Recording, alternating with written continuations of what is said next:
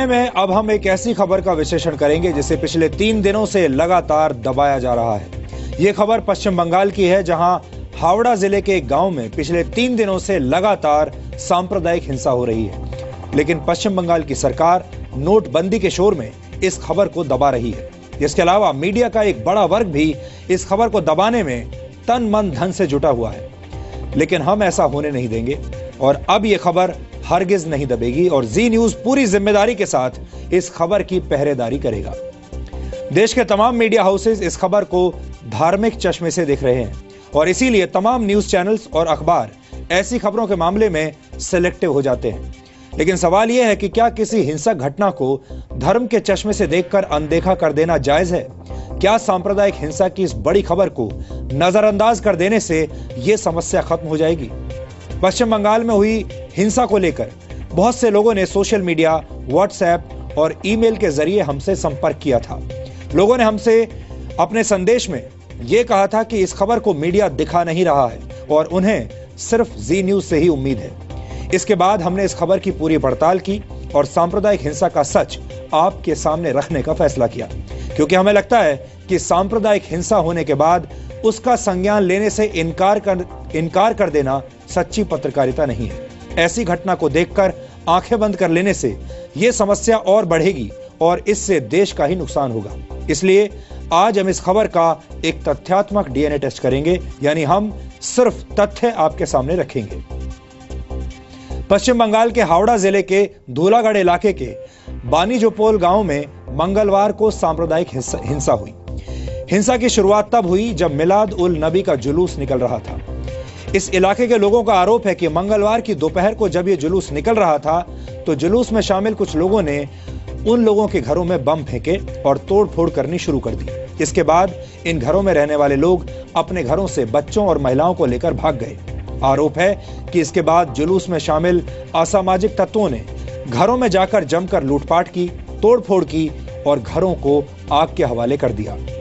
धूलागढ़ के बानीजोपोल गांव में करीब 60 परिवारों के घर और दुकानें जला दी गई। वहां के लोगों का यह भी आरोप है कि असामाजिक तत्व पूरे गांव में करीब 5 घंटे तक लूटपाट और आगजनी करते रहे और पुलिस गांव में दाखिल नहीं हो पाई, क्योंकि ये लोग पुलिस पर भी बम फेंक रहे थे।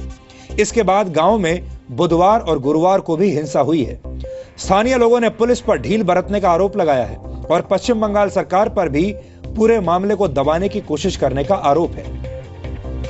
जी मीडिया ने जब इस हिंसा पर पुलिस का पक्ष जानना चाहा तो पुलिस के अधिकारियों ने हमसे बात करने से इनकार कर दिया। वो कुछ भी कहने के लिए तैयार नहीं थे। यहां पर आपको इस इलाके के बारे में भी जानकारी देनी जरूरी है।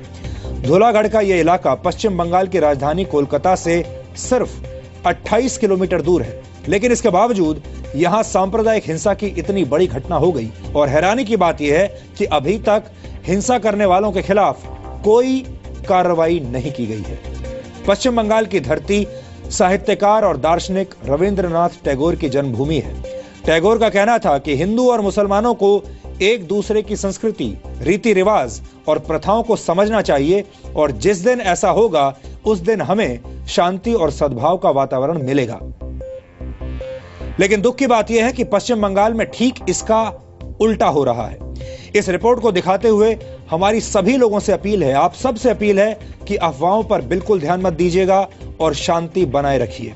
यह देश हर संप्रदाय के लोगों का है, हर जाति और हर धर्म के लोगों का इस देश पर उतना ही अधिकार है जितना कि किसी और का।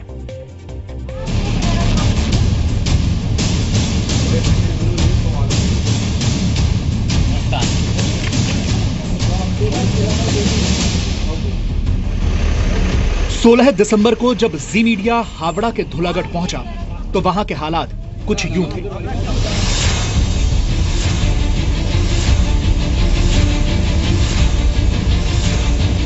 सब कुछ जलकर खाक, सब कुछ उजड़ा हुआ। जहां कल तक सैकड़ों की आबादी थी, आज वहां वीरानी है। लोग पलायन कर गए हैं या कर रहे हैं। दुकानें बंद हैं, इलाके में धारा 144 लागू है और लोग डरे हुए हैं। মানে এখানটা কি হয়েছিল জানি না, হঠাৎই দেখলাম বোমের আওয়াজ। তারপরে মানে ওপাশ থেকে লোক ছুটে এলো, সব মোম টোম ফেলছে আর আমরা সব ঘরে ঢুকে পড়েছি। सांप्रदायिक हिंसा में इन लोगों के मकान, दुकान सब जल चुके हैं। टूटी हुई खिड़कियां, इमारतों की दरारें और रास्तों में बिखरे ईंट के टुकड़े गवाहियां दे रहे हैं कि यहां क्या हुआ होगा। यहां तक कि धुलागढ़ के मंदिर में भी बम फेंके गए। हिंसा के निशान मंदिर के भीतर तक मौजूद हैं। यह हिंसा मंगलवार को तब शुरू हुई जब वहां मिलादुल नबी पर जुलूस निकल रहा था। स्थानीय लोगों का आरोप है कि जुलूस में मौजूद कुछ लोगों ने बिना किसी भड़कावे के बमबाजी शुरू कर दी। लूटपाट किया है, घर में सब जो जिनिस असबाब सामान था वो सब गिरा के आगुन लगा दिया है। उधर बोमा मारा है, गोली एसिड सब फीका है। घर में बच्चे लोग था, उधर में टॉर्चर किया है। लोगों के मुताबिक मंगलवार को मिलादुल नबी के उस जुलूस में कुछ बाहरी लोग भी शामिल थे। उन्हीं बाहरी लोगों ने सबसे पहले लोगों के घरों में बमबाजी करनी शुरू कर दी थी। जी न्यूज को मिली जानकारी के मुताबिक जुलूस में मौजूद बाहरी लोगों ने जब बम फेंकने शुरू किए, इसके बाद इन घरों में रहने वाले लोग भाग गए और फिर बाहरी लोगों ने घरों में लूटपाट भी की। लोगों के कीमती सामानों को छीना गया और फिर घरों में आग लगा दी गई। ये सब होता रहा और ममता बनर्जी सरकार की पुलिस धुलागढ़ तक पहुंच ही नहीं पाई। जहां एक तरफ पश्चिम बंगाल की मुख्यमंत्री अलग अलग राज्यों में सरकार के नोटबंदी के फैसले का विरोध प्रदर्शन कर रही है, वहीं दूसरी ओर उन्हीं के राज्य का एक गांव जलकर खाक हो चुका है। यहां पर जितने घर हैं, एक समुदाय के लोगों ने जब ये हिंदू परिवार के लोगों पर ऐसा वार किया, सिर्फ उनके घर को नहीं जलाया या सिर्फ बॉम्ब चार्ज नहीं किए गए, लेकिन उसके अलावा अलमारी से जितना भी पैसे गहने थे सब कुछ लूट कर वो ले गए। उसके बाद जितने भी यहाँ पर घर है, जो अपना धन संपत्ति जितना भी कुछ बिलोंगिंग्स है, जो ट्रंक वगैरह में रखते थे, उनकी साइकिल थी, कोई यहाँ पर स्विंग मशीन रखता था, जो भी उनके जो थे जरिए पैसे कमाने के, वो सब कुछ खत्म हो चुका है। हावड़ा के धुलागढ़ में सिर्फ मंगलवार को ही हिंसा नहीं हुई, बल्कि बुधवार और गुरुवार को भी हिंसा हुई है। वहां की सभ्यता का हर निशान मानव सांप्रदायिकता का शिकार हुआ। लेकिन स्थानीय लोगों का आरोप है कि पुलिस उनके घाव पर मरहम लगाने तक नहीं पहुंची। इतना ये लोग का अत्याचार हो गया, पुलिस घुस नहीं पाया। वो लोग को, पुलिस को भी गोली लग गया था। कांच का टुकड़ा जो बॉम्ब फेंका था वो भी उन लोगों के ऊपर, पूछा भी नहीं किसी को जो क्या हुआ, इधर क्या हुआ, सिर्फ आ रहा है जा रहा है। वो लोग कुछ काम नहीं कर रहे। धुलागढ़ के हालात अब ऐसे हो गए हैं कि वहां रहने वाले लोग अब पलायन करने को मजबूर हैं। पुलिस ने यहाँ पर सेक्शन 144 इम्पोज कर दिया है। यहाँ पर जितने लोग हैं, गांव वासियों जो है, आप देख सक रहे हैं, हमारे कैमरा पर्सन तन्मय मुखर्जी दिखा रहे हैं कि वो अभी इस गांव छोड़ के यहाँ से जा रहे हैं। लोगों ने अपना घर छोड़ दिया है। जितना वो अपना सामान लेकर जा सकते हैं, वो मिनिमम सामान लेके अभी वो निकल रहे हैं। हम दिखा रहे हैं कैसे लोग सिलेंडर हो या कम से कम कपड़े, स्टोव जैसी चीजें जो बेसिक मिनिमम नेसेसिटीज होती है, वो वहां पर लेकर जा रहे हैं। हावड़ा के धुलागढ़ में अब जब सन्नाटा है, बर्बादी है, तो पुलिस के अफसर भी पहुंच रहे हैं। लेकिन हालात क्यों बिगड़े हैं, पुलिस अब आगे क्या कर रही है, कैसे सांप्रदायिक हिंसा के जिम्मेदार लोगों को पकड़ेगी, इन सवालों पर पुलिस की चुप्पी है। हालांकि लोगों की गवाहियां चीख चीख कर कह रही हैं कि सांप्रदायिक उन्माद के बीच धुलागढ़ को अकेला छोड़ दिया गया। আর আমরা কোনো নিরাপত্তা মানে এদিকে সব জ্বলে যাচ্ছে, তখন পুলিশ আছে কিন্তু কোনো নিরাপত্তা পায়নি, কোনো পুলিশ আসেনি, কিচ্ছু আসেনি, ওইখান পর্যন্ত স্টপ করে দিয়েছে। अब इलाके में धारा 144 लागू है। RAF, combat force, water cannon की गाड़ियों की तैनाती है। लेकिन अब हावड़ा का धुलागढ़ उजड़ चुका है। बर्बादी का मंजर परेशान करता है। क्या कोई सरकार देख रही है कि धुलागढ़ के सीने में सांप्रदायिकता का जख्म पिरोया गया है?